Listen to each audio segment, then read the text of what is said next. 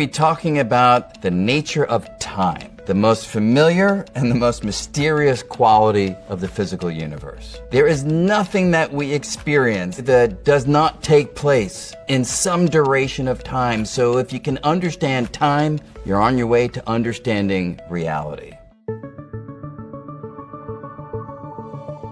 Hello. Hello. What's your name? Kayla. How old are you, Kayla? I am 9 years old. So if you're 9 years old, what does that mean about the Earth? How many times has it gone around the sun? 9 times. 9 times. So there's a relationship between motion through space, the Earth is going through space, and the passage of time. They're kind of connected in some way. But there are differences, right? If I asked you to move through space, you could do it freely, right? Can you get up? And let's see how easy it is to move through space. Can you move over to that location? And can you come back? Anything getting in your way? Easy to do?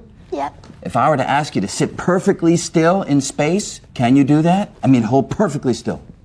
That's good. But if I ask you to hold still in time, to not go to the next second or the next second, can you do that? No. So there's definitely this difference between space and time, some fundamental quality that distinguishes how freely we can move through space versus how freely we can move through time. Have you heard of Albert Einstein? Yes. What do you know about him? He has crazy hair. He does have crazy hair, and I think I may be heading in that direction, actually. He showed us an approach to travel to the future. You want me to tell you how you do it? Okay. You build a spaceship. You go out into space really quickly. You turn around and you come back to planet Earth. And he showed us that when you're on that ship, your clock will tick off time more slowly. You will age more slowly. So that journey may only take you, say, a year, 6 months out and 6 months back. But you know what? When you step out of the ship, it'll be 100 years into the future, or 1,000 years, 1,000,000 years into the future. Would you do that if you could? I would probably be dead by then. No, you'd be alive. That's the amazing thing. I'd be dead. Everybody else would be dead who stayed on Earth. But your body would only age 1 year. And yet it would be 1,000 years into the future. The question, though, is could you get back? And I don't know the answer to that. Nobody does. We don't know if you can travel back. But we certainly know that you can travel forward. Has anyone ever tried to go forward and back? I don't think so. That same guy with the crazy hair, Albert Einstein, showed that there's actually a limit to how fast things can go. And you know what the limit is? The limit is the speed of light. Because light travels 671 million miles per hour. That is fast enough to go around the entire Earth 7 times in 1 second. So if we could build a spaceship that would go as fast as light, we'd be able to do what Einstein noted. There's something else that's really curious about time. Things tend to go in one direction, and we call it the arrow of time. It sort of points from the past into what we call the future. If you were to ask me, why is there an arrow to time? Ask me. Why is there an arrow to time? I'm not really sure. I have some ideas, but I'd say we've still not completely nailed it down. Kayla, what have you learned about time from talking about it here? That you can't really travel back through time. And can you travel to the future, in principle? Maybe. Maybe. That's absolutely right. I think it's unlikely we'll learn how to travel to the past, but it's not been ruled out. That's kind of exciting that it's still at least an open possibility. Yeah. If I was to ask you, what is time? What would you say? Time is kind of strange because it's almost a man-made idea. There is the tangible of, how the Earth revolves around the sun or how we orbit around ourselves. It's almost in a way, does it exist if the way that we measure it is man-made? Before there was any life on planet Earth, I think we all agree the universe existed. Yeah. Did things change before there was life on Earth? Yes. And how would you talk about that change without invoking this concept of time? It's difficult to talk about something without adding time into it. Even if it is a human-made concept, that the universe evolved, developed, changed through time, ultimately giving rise to galaxies, stars, planets, and on this particular planet, life. That conception of time gives a feel that it's like universal, that it's out there, it's the same for everybody, it's independent of our actions or activities. Do you know that Albert Einstein shattered that view of time? He found that if you and I, say, have identical wristwatches, I'm sitting still and I'm watching you move, I will find that your clock is ticking off time more slowly than my clock. But you know what's really remarkable? You can figure out this quality of time if you know one fact, that the speed of light is constant. Have you ever heard that phrase? My freshman year physics class. Yeah, if you're clever, you can use that with high school algebra, maybe even a little high school trigonometry to make it even easier, to derive that clocks tick off time at different rate. Do you want me to show you how that goes? Yes, please.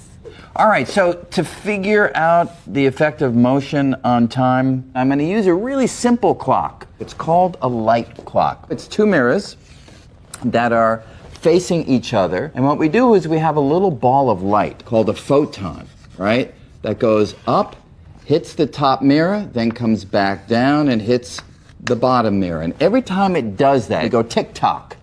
That's 1 unit of time. Imagine now we have another one of these light clocks, but I'm going to have it in motion. Now, what do you notice about that path? It's much longer. It's much longer, right? This one's going tick-tock, tick-tock. This is going to go tick-tock.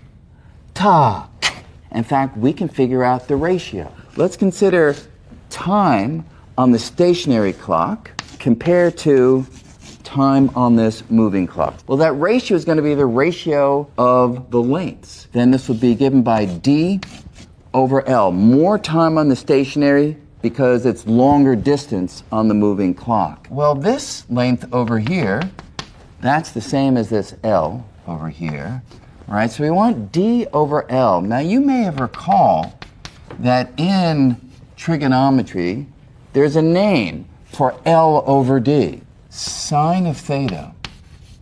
Opposite is L. Hypotenuse is D, right? And so this ratio is just 1 over sine of theta. So if we can figure out 1 over sine theta, we'll have our beautiful formula for the ratio of time on the stationary clock to time on the moving clock. We just need one other fact. The speed of light along this diagonal is equal to what we call c. C equals speed of light.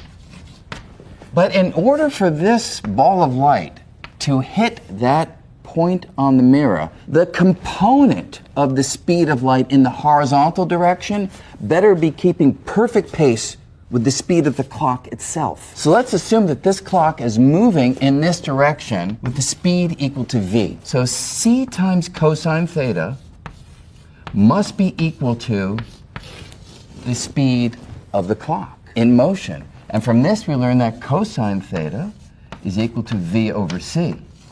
There's another beautiful identity you may recall from your study of trigonometry, that sine squared theta plus cosine squared theta is equal to 1. This is really just a Pythagorean theorem in disguise. And from that, we can now solve for sine squared theta equals 1 minus v over c squared. And therefore sine theta is the square root of this. And now we're basically done, because we already had over here that this ratio is 1 over sine theta, which now is 1 over the square root of 1 minus v over c squared. So you see, as v gets very close to c, this gets very close to 1. 1 minus something very close to 1 is very close to 0. 1 over something close to 0 is huge, which means the ratio of time on the stationary to time on the moving, that can be a huge number as the speed of the moving clock approaches the speed of light. Now, I did this for a light clock, but it's true for any clock, and this is what Einstein discovered in 1905 with his special theory of relativity. Do you think that in the near or foreseeable future of humans as we know ourselves now, will there be a time where we are using these formulas and these concepts in our daily lives? As technology progresses, the barrier between the limitations of experience and the truth of how the world behaves in extreme environments will be moved. In the very same way that, we can toss a pack of gum and we know where to put our other hand to catch it, will we have that kind of intuition about these ideas? I think it's quite possible. What are you studying right now? I'm doing physics and computer science. So, have you spent any time thinking about this weird quality of the laws of physics, that there's no mathematical distinction in the laws between forward in time and backward in time? Is that something you're familiar with? Yeah, and the one thing that really confuses me there, I'm thinking about one of the most basic things we learn, I guess, from Interstellar is that the universe is expanding, or space is expanding. And so I'm thinking, how does that square with gravity and electromagnetism, which is like kind of predicated on the density of charges or masses? The fact that space expands is perfectly compatible with our understanding of all the forces of nature, because all of them continue to operate in a somewhat more subtle way, but we have a beautiful prescription for taking any law that we understand in the simpler context of flat space-time and juicing it up so that it works in a curved space-time. The more philosophical question is, in any of those formulations, if you replace t by minus t and you do it properly in the equations still work. But if past and future are kind of treated on equal footing in the fundamental equations, why are they so different from the perspective of experience? When you're talking about the perspective experience, is that just human subjective experience or actual observation for physics? Well, certainly it starts with human subjective experience, but then we are able to elevate it to a more objective description. For instance, when we introduce words like disorder and order and entropy and the second law of thermodynamics, and the equation, usually the way we say it, is S equals K log W. Entropy equals Boltzmann constant times log of a particular quantity, which is ultimately counting the number of distinct configurations that a system can be in. What Boltzmann and others showed is that entropy tends to increase toward the future. But the key word there is tends to increase. So this arrow of time going from the past to the future rests on a curious foundation. It's a statistical foundation, which says that it's more likely for eggs to splatter than unsplatter. It's more likely for glasses to smash than unsmash. But not that it's impossible for these things to happen.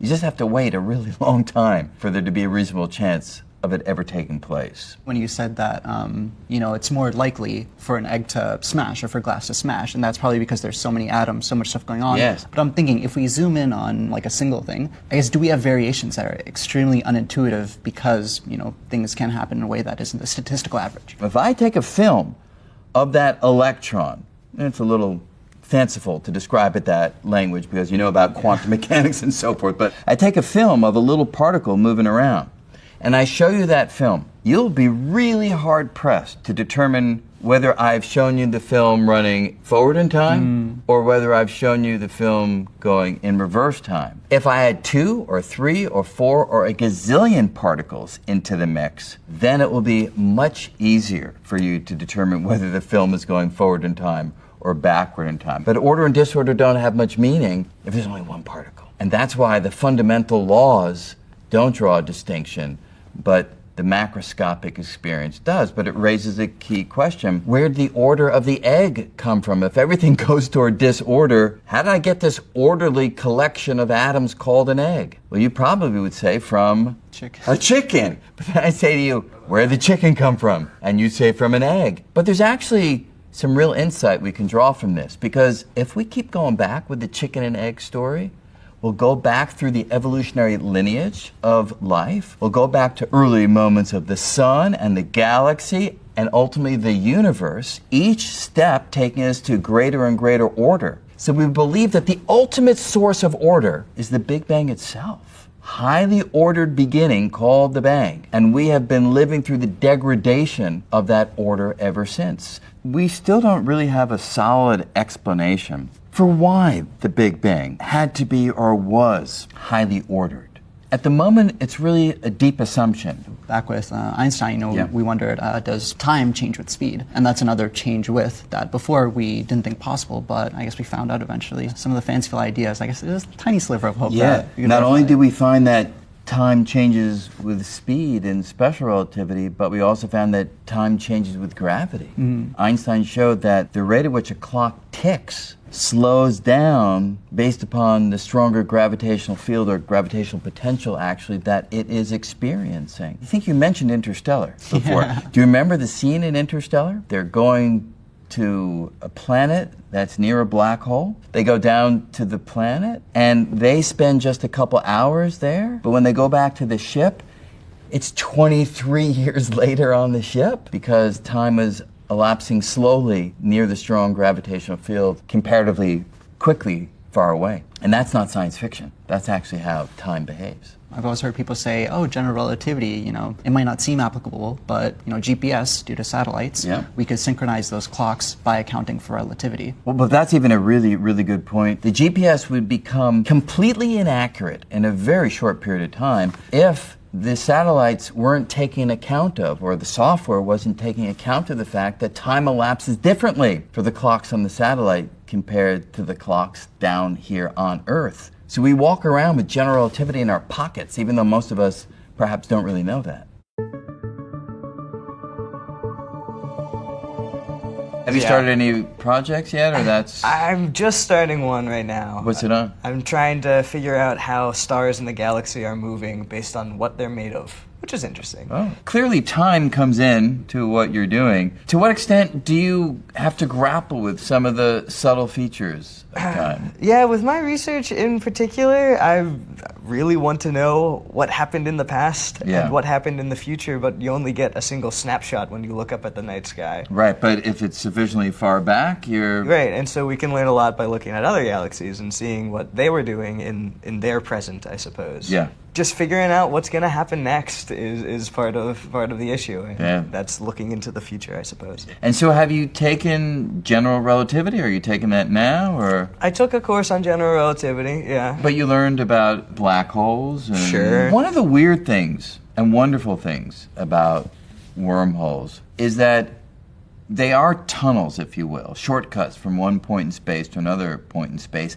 But once you have a shortcut from here to there, the beautiful thing is, if you move the openings, time will elapse differently at the different openings. So there's a possibility of wormholes as time machines. Go one direction, you're going into the future. Go the other direction, you'd be going into the past. But that, of course, raises philosophical and logical paradoxes of some sort. So what do you think? What do you... I throw it to you. Yeah, I've heard a few different theories that people posit. Yeah. Like, maybe it is Back to the Future and you really change your own universe. I've also heard people say that you could have multiple universes spawn from this event or something along these lines. That's if you're going to be able to change the past, that's the one that resonates most with me. I think the same. Yeah, so you go into the past, and maybe you can prevent your parents from meeting, but you're preventing them from meeting in a parallel reality, which means that you will never be born in that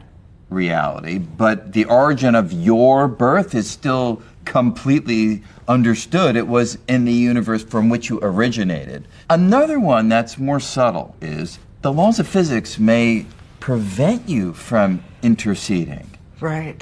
And that raises uncomfortable issues for many people having to do with like free will. I'm immediately uncomfortable. Yeah, so that one, there's actually some people like Joe Polchinski, who did some wonderful studies of billiard ball tables, where you imagine a billiard ball goes into a wormhole, comes out, and hits the very ball that was going into the hole. And in that way, if it could knock it off course, we seem to be in some logical paradox. Absolutely. But the finding was the ball can come out and just sort of graze the other one, but it can't affect it enough to prevent the sequence of events from happening. And the way I like to think about it, frankly, is if there's one universe, not parallel universes like in the other solution, moments in time just are. They don't change. The whole point of time is the variable along which change can happen. So if you have the atoms of time, the individual events,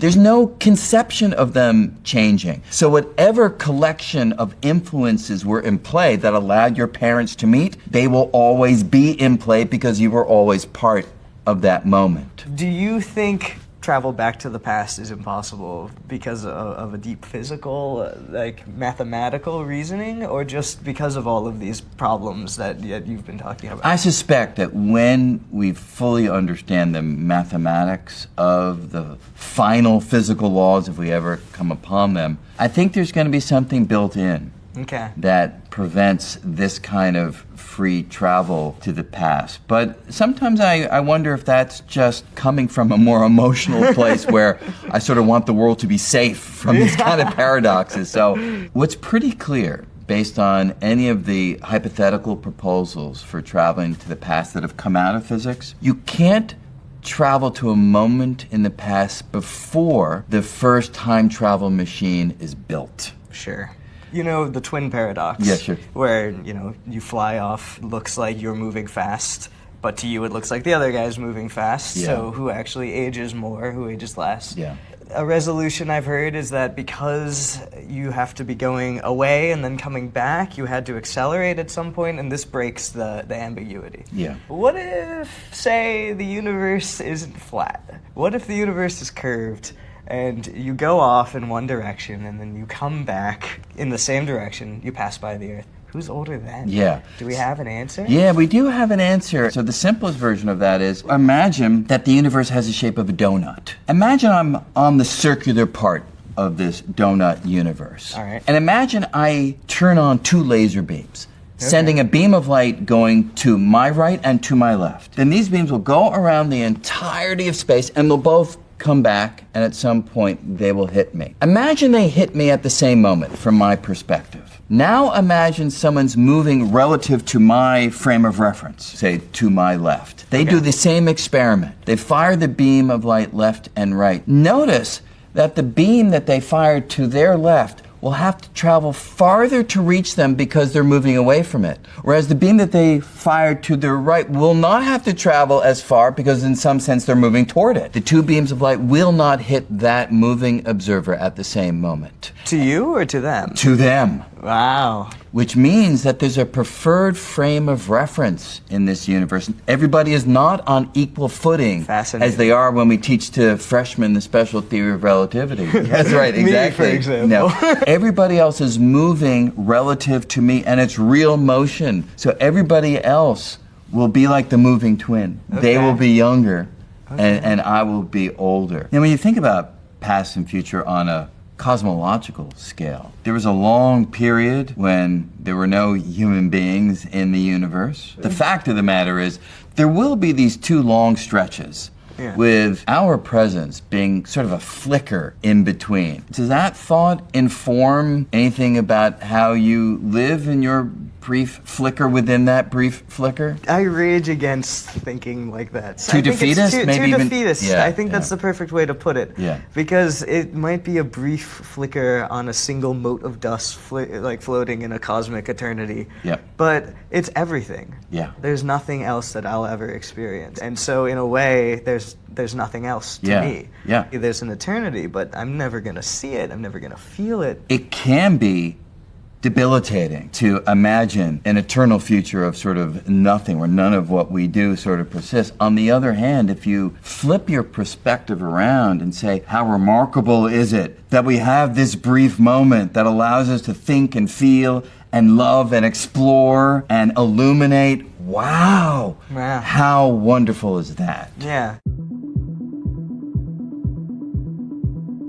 So often when we try to give the basic idea of what time is, I'm fond of saying, look, space is the language that allows us to say where events take place, and time is the language that allows us to specify when they take place. Where would you jump off from there in trying to give a deeper understanding of the basics of time? Maybe part of the distinction in between time and space, it's that you have a clear, irreversible evolution. So how to explain what time is? Well, it's a parameter that is measured by clocks. I mean, at the end, this is what we know. And allows us to talk about change. And also that we know how to describe in terms of some set of equations. Which gives a clear sense of causality. Yes. To note our recent paper, where we were thinking about Einstein's ideas of special relativity, but in a setting where the global shape of the space-time. We imagine there might be a curled up dimension of space, a circular dimension, and thought about how special relativity works in that setting. We came to a result in this very basic setting.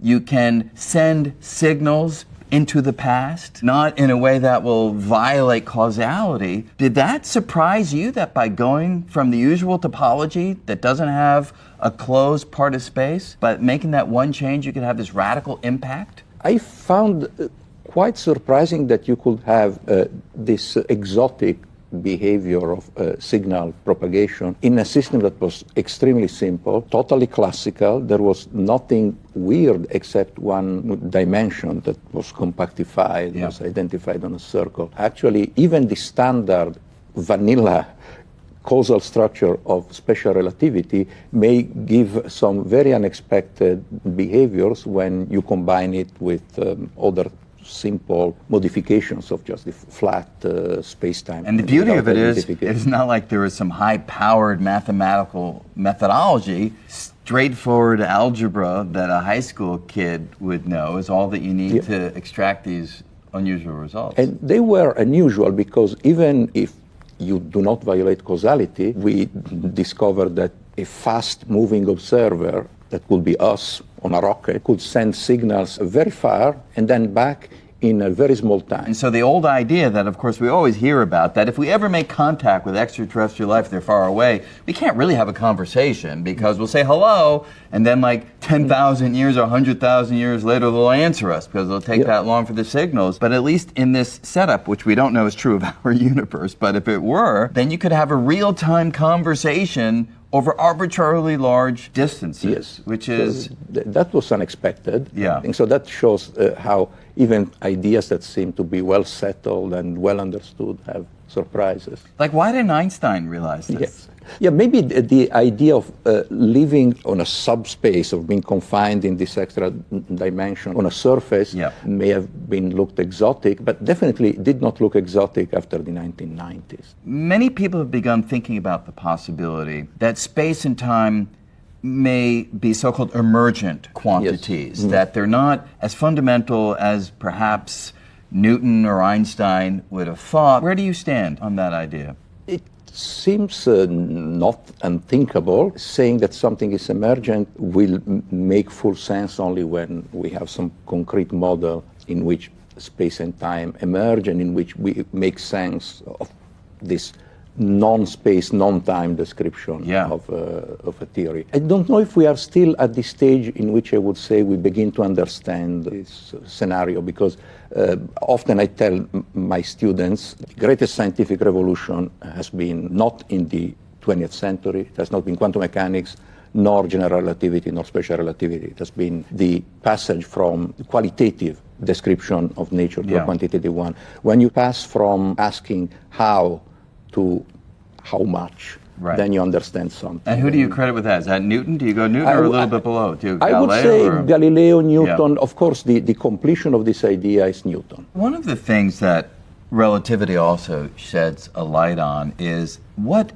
exists. That if someone's moving relative to me, what they consider now might be in my past, what they consider now might be in my future, which would suggest that all of time exists, much as we're willing to accept that all of space exists. Does that hold water? Actually, it resonates with me for various reasons. One is that professionally we use space-time diagrams, Penrose diagrams, a lot of diagrams where space and times are just two axes on a board, and when we describe a particle, we have a line that goes up in time. By the way, this image also is the last image in Proust. The last page, there is this beautiful sentence, which is also true, saying that if he has the time, he would like to describe people as being monstrous beings that extend in time much longer than in space. If c equal to 1, that's very true. So this idea that you have a continuum and time should not be made to disappear as soon as it's gone is very practical. It's also what is behind the idea of histories in quantum mechanics. When in the approach of various people, including Hartle, that collaborated a lot with Hawking, there is this idea that what you describe is a history, it's not a particular moment in time. but it's an evolution. This history treats space and time on a more equal basis. But would you say there's more to it than the technical, more to it than the diagrams, more to it than sort of an interpretation of the mathematical equations? Would you go so far as to take solace in the fact that in a sense that you will always exist because you will always be at the moments of space and time that you have occupied throughout your life? Well, actually, that's probably the only way in which you can take solace, because all the rest, right, is almost children's stories. But, Yeah. I mean, of course, it's something that you come by yourself. I mean, you arrive at this conclusion, which is totally not objective and is part of your personal history by yourself. But it was interesting to see that, for instance, Kurt Vonnegut had exactly the same take. Right? He said, no, I mean, the only thing that really makes you not fear what will happen or your own mortality is that every instant is eternal. It's exactly as each point in space. It's not that space disappears. It will always be there. Yeah, the idea that something is irretrievable maybe is an accident, and we go back again to ordered initial conditions in which we started. Absolutely. From this discussion of time, I hope that you have appreciated the subtlety and the richness of this quality of the world that we experience all the time. Thanks so much for watching.